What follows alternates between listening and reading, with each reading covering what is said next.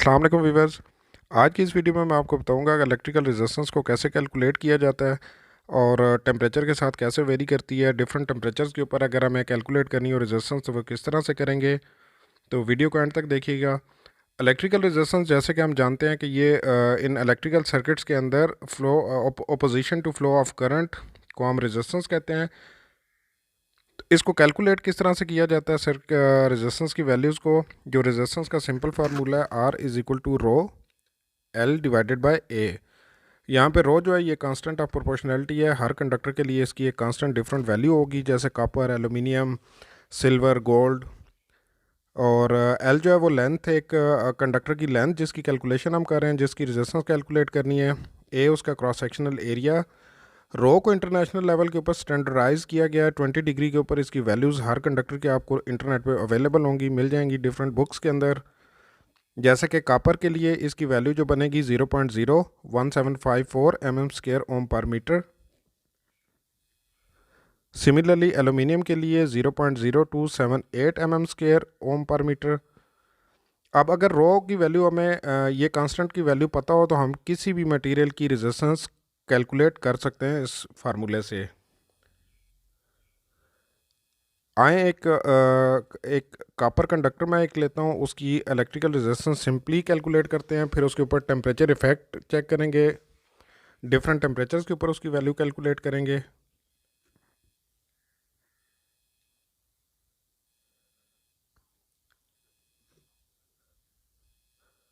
अच्छा, copper conductor जो मैंने कंसिडर किया उसकी लेंथ 50 मीटर कंसिडर किया है और 25 mm² उसका एरिया है 20 डिग्री सेंटीग्रेड के ऊपर।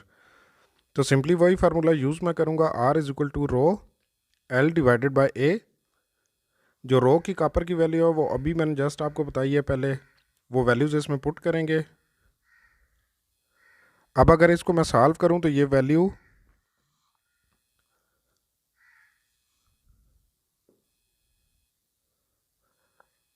बनेगी 0.03508 ओम्स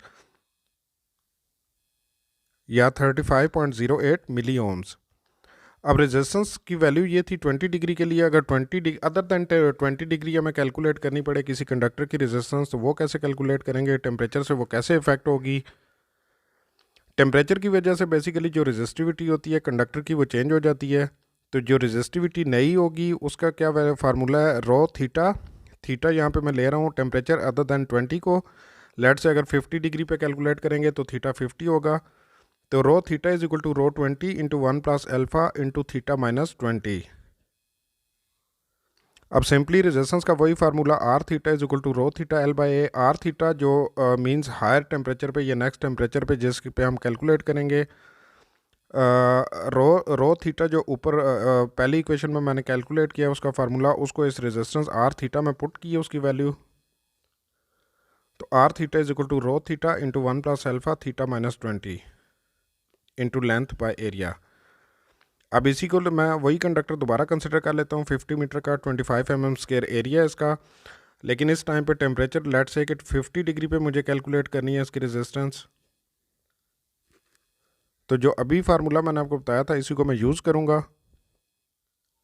थीटा की वैल्यू इस केस के अंदर 50 डिग्री हो जाएगी। तो रेजिस्टेंस एट 50, आर 50 मैं इसको कह रहा हूँ।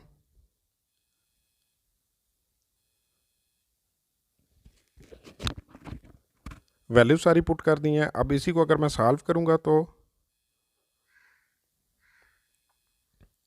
0.0392, जो कि पीछे केस में मैंने देखा था कि ऑलमोस्ट 0.03508 थी, ऑलमोस्ट 35 मिली ओम थी। इस केस के अंदर 39 मिली ओम आ रही है। तो हमने देख लिया कि जब टेम्परेचर 20 डिग्री था तो वो 35 थी, टेम्परेचर 50 हुआ तो 39 मिली ओम तक चली गई। 30 डिग्री टेम्परेचर इंक्रीज़ करने से ऑलमोस्ट वो 4 मिली ओम रेजिस्टेंस उसकी चेंज